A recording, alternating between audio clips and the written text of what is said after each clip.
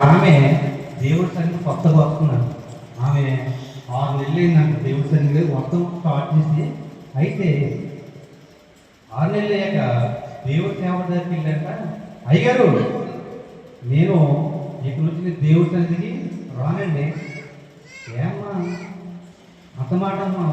ఏమైందమ్మా దేవుడి సన్నిధి రానమ్మా అంటే జాగ్రత్తగా ఎందుకు రావమ్మా అంటే, నేను వస్తానండి, వచ్చి ప్రార్థన చేసుకుంటుంటే వాళ్ళు పక్కన నవ్వుతున్నారండి, వాళ్ళేమో మాట్లాడుకుంటున్నారండి, వీళ్ళేమో ఫోన్ చూస్తున్నారండి, మీరు వాక్ చేస్తే మిమ్మల్ని ఎవరు పట్టించుకోవట్లేదండి, వాళ్ళ పనులు వాళ్ళు చూసుకుంటున్నారండి.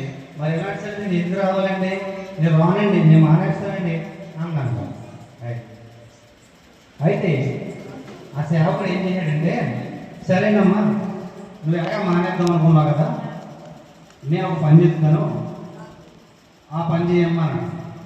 అయితే ఒక గ్లాసులో ఫుల్గా నీళ్ళు నింపి ఆ చేతికి ఇచ్చి, నువ్వు చుట్టూరు దేవుడి సన్నిధి చుట్టూరు మా నావరం చుట్టూరు మొత్తం తిరిగిరమ్మా అన్నాడు. సరే అయ్యారు ఎంత పని అనుకుని చక్కగా లోపల స్టార్ట్ చేసిందంట పట్టుకోవడం. ఇలాగా ఎలా పడితే వెళ్ళిపోతే నీళ్ళు ఆది గ్లాసులో ఆ సగం ఇంటికి ఇచ్చాడండి ఆయన ఫుల్గా మనుషులు ఎంత ఇస్తే అది పడిపోకుండా ఒక్కొక్కడు వెళ్ళిపోతుందండి, డబ్బా పడిపోవాలి, ఎంత నీళ్ళు ఉండవు. ఆ గడువులో చిన్నగా ఉడకేసుకుంటా ఆ దగ్గరగా 3 గంటలు పడి నాకు తిరిగేవాడు. 3 గంటలు పడి నాకు తిరిగేవాడు. ఏం వెళ్తుంటే ఇలా రౌండ్ వేసిందంట. ఆ పక్కన బల్లం మీద ఒక ఎదురు కూర్చొని మాట్లాడుకుంటారు, వాళ్ళని పట్టించుకోరు. కొంచెం ఎదరికెళ్ళిందంట. అక్కడ గోడ మీద కుర్రోళ్ళు కూర్చుని సెల్ ఫోన్ చూసుకుంటారు, వాళ్ళే చూడలేదు.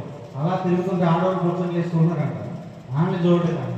అలా అలా అలా తిరిగి మళ్ళీ సేవకుల దగ్గరికి వచ్చిందంట. వచ్చి అయ్యగారు చూసారా, ఒక్క చుక్క కూడా పోవాలి, ఏంటి ఒక్క చుక్క కూడా పోకుండా తెచ్చాను.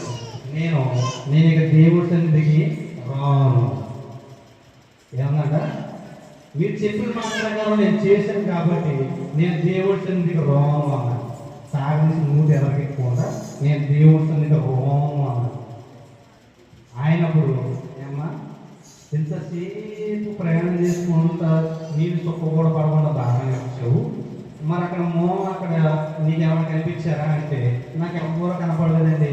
ఎవరు చూసావంటే నేను ఎవరిని చూడలేదంట. అదే అమ్మా ఆ పక్కన కుర్రోళ్ళు ఉన్నారు, మా గోడ మీద ఫోన్ చూసుకున్నారు, ఆమె చూడలేదంటే నేను చూడలేదు అయ్యారు.